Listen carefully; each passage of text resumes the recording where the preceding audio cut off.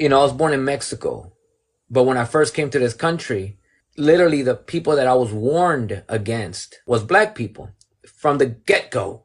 Before I even learned to speak English, I was told to be careful with black people. Don't hang around them. They'll beat you up. They'll do this. They'll steal from you. All of the negative things that you could attach to a people. That's the first thing they told me when I came to this country is be careful with black people. It wasn't be careful with white folks. It wasn't be careful with the Asians. Nobody.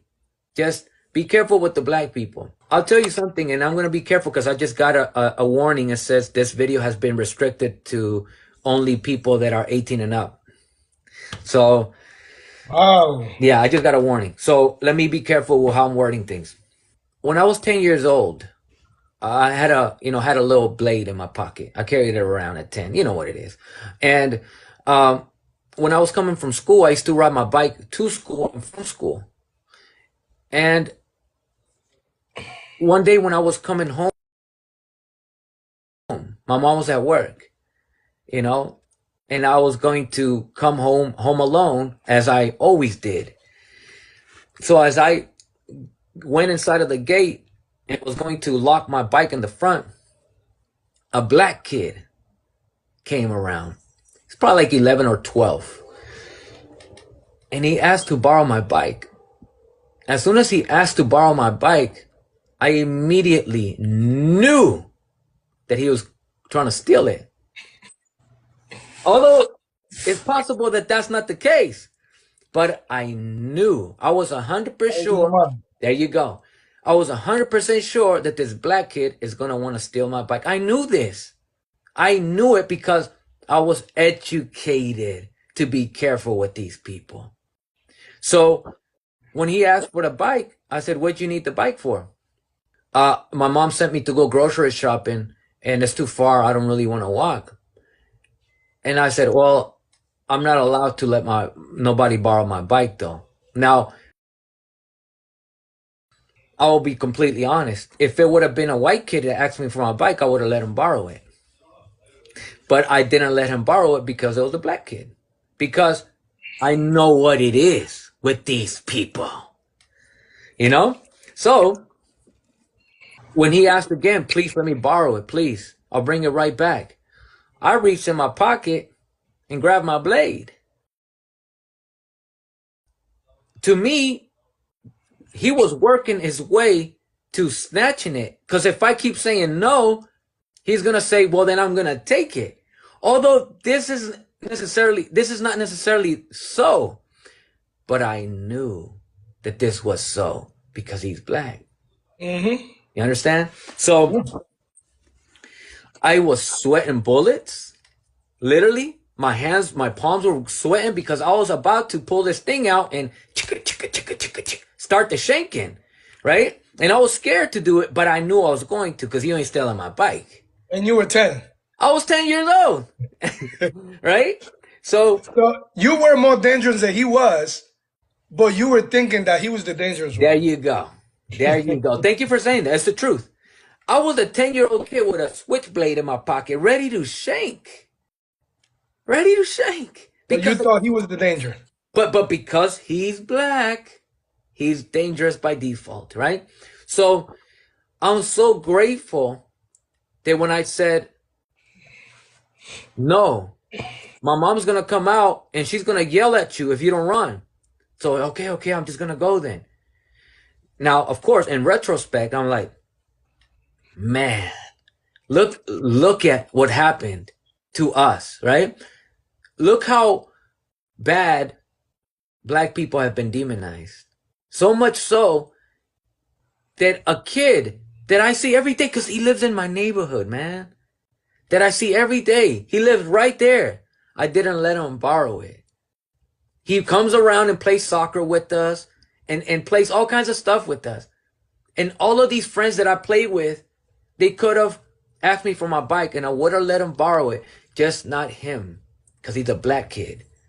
And I was telling somebody else the other day on here, when I was 17 years old and I was in high school, and the first time that I caught a black girl like eyeing me because she was checking me out, and she came and sat by me in art class and started, trying to get at me. And I caught myself checking her out. The first thing I thought was, how am I going to tell my mom that I'm dating a black? Would I have said this if it was a white girl? Absolutely not. Because I already had white girlfriends that my mom met. She was so happy, right? But the first thing that came to my mind when I caught myself checking out this black girl that was trying to get at me, the first thing I thought was, what is my mom going to say about seeing her son with this really dark-skinned girl? A lot of the times when my uncles, when I was a kid, they were watching boxing and they would, Oscar de la Hoya or Julio Cesar Chavez against Puerto Ricans. It's always like, F them Puerto Ricans, pinches puertorriqueños a la chingada, whatever, right? So Yeah. I developed a That's an OP. dislike. Yeah, absolutely. I developed a dislike towards Puerto Ricans. And I didn't know why we disliked them. I just knew that every time there was a Puerto Rican on TV fighting a Mexican guy, they don't even know how to talk Spanish right. Shit like that, right? Goofy things. And so one day, I was about 15, maybe 16. I was coming out the house, and in the driveway, my uncle was drinking with his Mexican friends who lived across the street. His friends and my uncle were all in their 30s and stuff. So as I'm walking down, one of his friends that was drinking was talking ish to me. So long story short, I walked up to him and punched him, and then we started fighting, right? And so the thing was this. Out of all these Mexicans, including my uncle that always hang out every single day in the driveway, there was only one of them, and he was the neighbor to the left of us. And this neighbor, he was new. He just moved here. And he looked Mexican, just like us. He looked Mexican, just like us, but he behaved different. He spoke different. I couldn't figure out, why are you so different than us? But you are us, right? So I assumed that, he must be a Chicano. Because we're all Mexican. In my house, my family, we all come from Mexico. We're all born there. We just came out here, So to us, a Chicano was a different identity. You understand? Mm-hmm. So when I walked up to this Mexican dude and punched him, the two other guys that were there, they were relatives to him. So they began to jump me. But this Mexican that was different, he jumped him to help me. So after the fight was over, the Mexican that helped me, he took me over to his house to calm down. I went in, he introduced me to his wife. We went over there and played the Xbox or whatever it is that we're playing. We're in the living room, and he had a picture of Trinidad, right? So Tito Trinidad obviously is holding the belt that he just took from Oscar de la Hoya. Yeah. And when I sat there, I looked up and I said, why the F do you have a picture of that effing Puerto Rican up there? And he started laughing, right? And I said, I'm not kidding. Why do you have a picture of this piece of crap up there? And he says, well, because I'm Puerto Rican, bro. And I looked at him, I was like, man, come on, for real. No, why you have a picture up there? Why? What are you trying to you trying to, what did I say? You're trying to cause attention? He says, no, bro, because he's Puerto Rican. I'm Puerto Rican. Here's the interesting part. When I looked at Tito Trinidad, I saw someone that looks Puerto Rican. When I looked at this guy, he didn't look Puerto Rican. He looked Mexican. He looked like he's my relative. Mm-hmm. So check me out.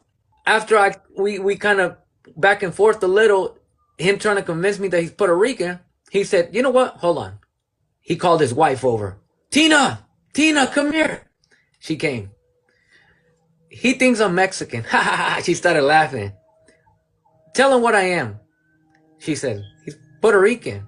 And I said, Was she Puerto Rican or Mexican? She was white woman. Oh, she was white. Yeah. So he's Puerto Rican. And I was like, and that feeling that you described where you felt like embarrassed and like, oh shit. Now, Now,